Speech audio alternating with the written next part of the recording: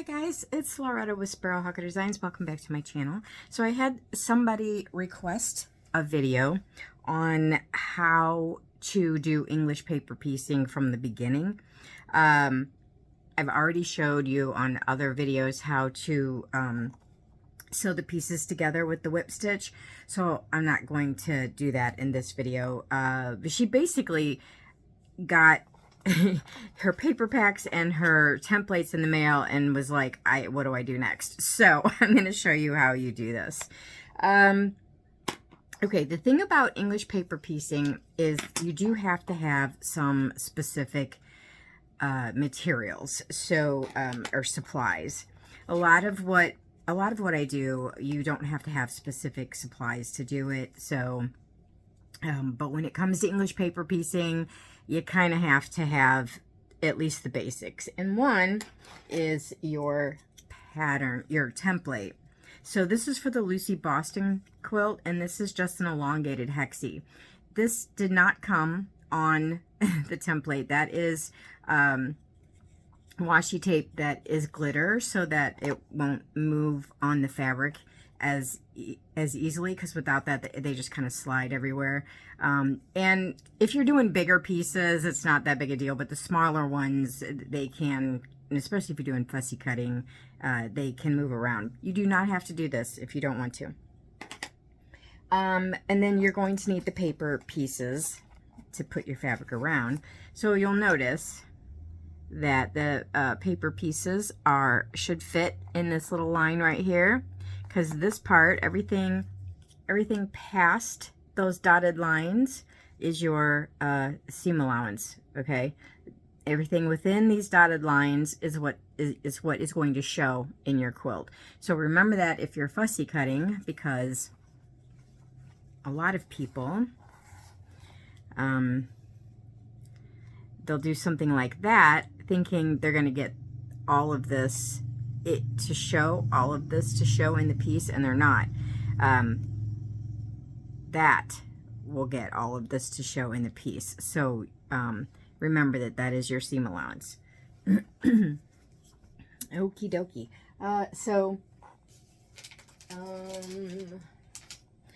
Okay, so then you're going to need a rotary cutter. This is the smaller rotary cutter. You can see, like, this is a 1-inch grid. So it's you know, they're pretty small. You do not have to have the small one. You can use the bigger one. It's just that on the, I like this because I can take it with me and it's not as bulky. It also fits really nicely in this little eyeglass case. This is like my reading glasses came in this, and then I can just take it with me. But anyway, you can certainly use the bigger one. The only reason aside from it's easier to travel, the reason I like the small one is because when you're doing smaller pieces, it's easier to cut around. It's not so bulky.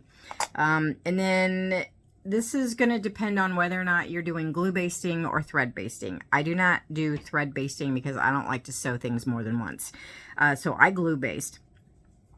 And ordinarily, I would tell you use any kind of glue you want, but not for this.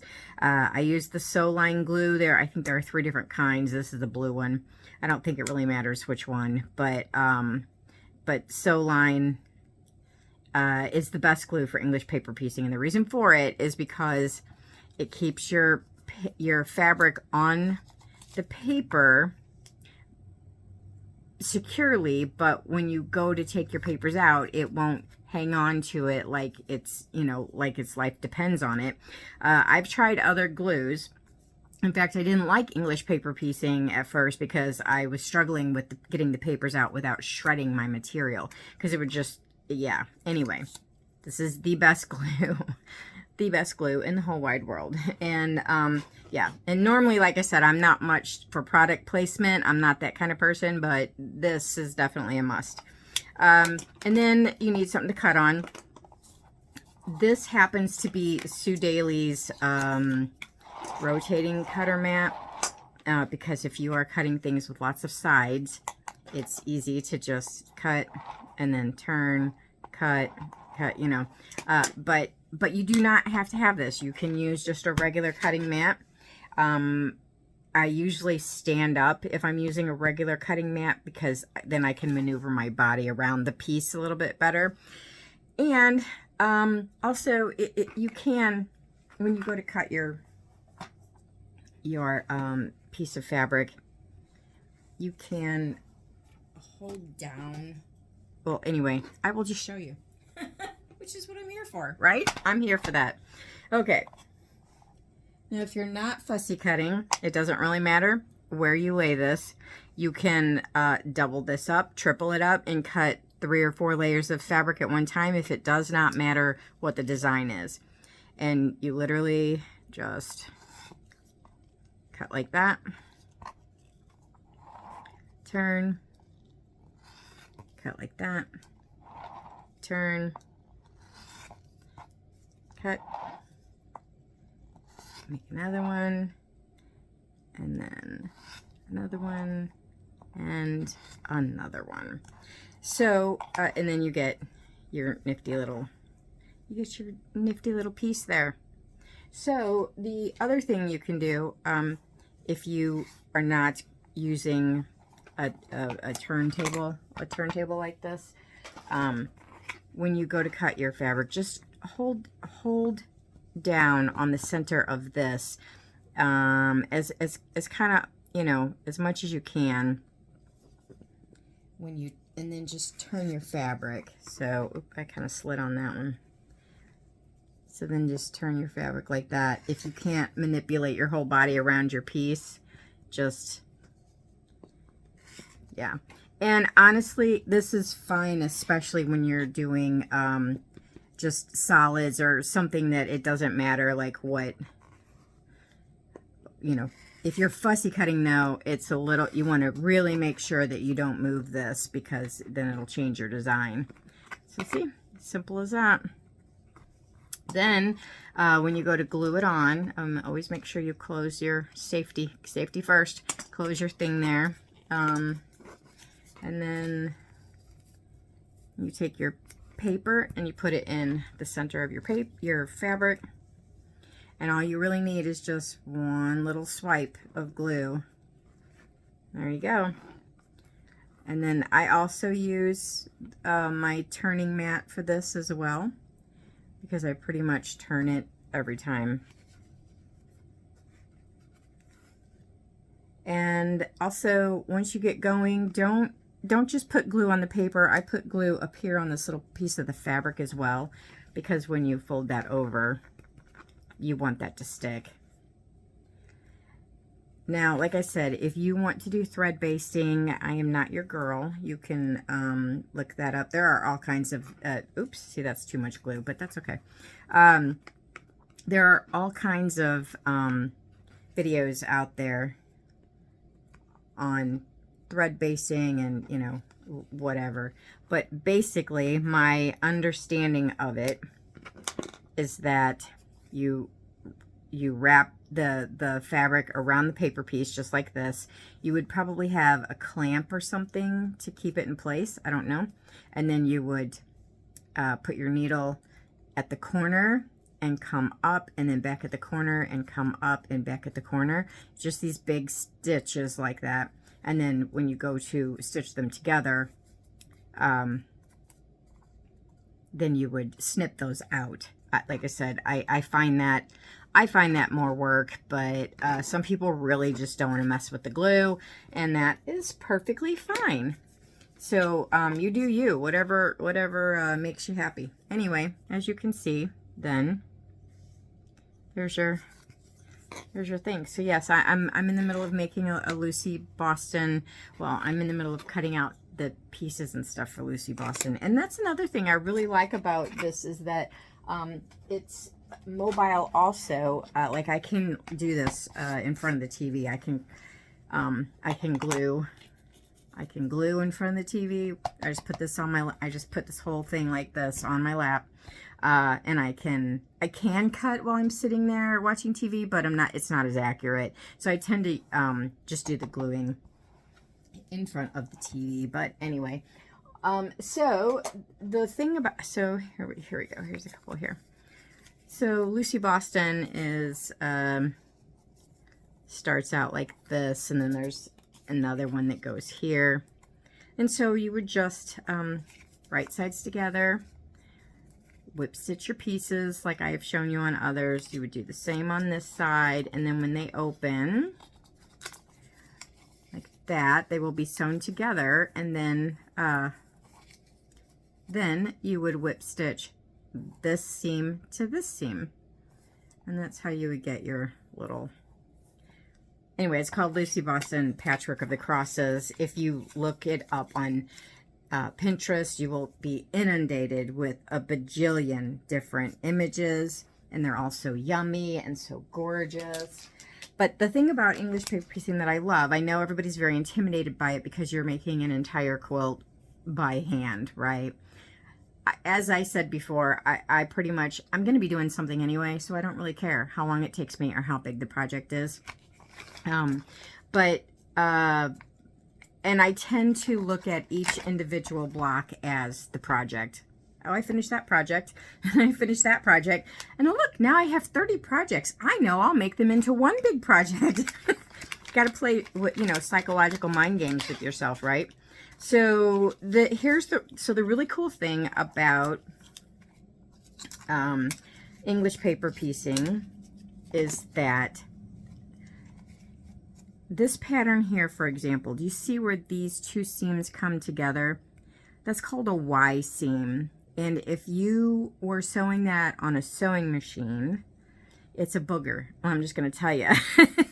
and you won't, I find it not very easy to do, but then again, I'm not a real pro at sewing machines. So anyway, here's the acrylic templates for it. Here's my notes. Here's the paper pieces. Not all of them, but anyway. So this is before I've put anything on them to keep them from sliding around. But my point was to show you that this seam right here and this seam right here is not easy to do on a sewing machine, but it is a lot easier to do by hand or English paper piecing. So because then it's no big deal. You literally just you just fold your paper right there where that seam is, and then you can just sew, you know, because you're going to sew here and you're going to sew here, and then you just fold your paper, and then you can just sew right there, and there's no inset seam, there's no Y seam in it. So with English paper piecing, you get a lot more accurate piecing, and it allows you to do these really cool patterns that would otherwise, for me anyway, would be quite intimidating on a sewing machine. So anyway, I just wanted to show you that. All right, well, I hope this helped. I know the very first time that I got the Tula Pink paper pack and acrylic templates in the mail, I was like, oh my Lord, what have I done, right? Like, here's some. I was so intimidated by it, like really, really intimidated by it but it's just that there was just a lot, and it's kind of overwhelming. But once I actually started putting them, you know, once it's the organizational part, once you have that done, or you know what you're going to do, or you've got your system down or whatever, then it's really, I find this actually to be one of the easiest things I've ever done. So anyway, this is the Lucy Boston. So I am not going to start stitching on Lucy Boston until I finish my Tula Pink, but I am, as you can see, cutting fabric and gluing the fabric. But yeah, I won't actually start stitching on this until I finish Tula. Isn't it cute? Oh my gosh, and the stuff that you can do with the fussy cutting on this is just amazing. Whoops, I think this goes this way. And yeah. So this one is going to be all in teals, lime green, reds, maybe a little bit of pinks. I don't know. But anyway, so, yeah. So then there you go. Here's the whole block. And you make however many you want of these for whatever size quilt that you want. And then you can do lots of different things. You can take, once these are all stitched, you can either connect these, you can connect this to another one, and these will be your connecting fabric. So probably white or an off-white, or maybe just a light something, I don't know, or I don't know, maybe you want to go black or something. I mean, whatever you want to do for your, but it's sort of your setting for your blocks. And or you could take this and square it off. So you could just do like the triangles here, and then just square it and then piece that together. Or you could applique these down onto a piece of fabric and then sew those together. It's just so many cool things that you can do, and you don't necessarily have to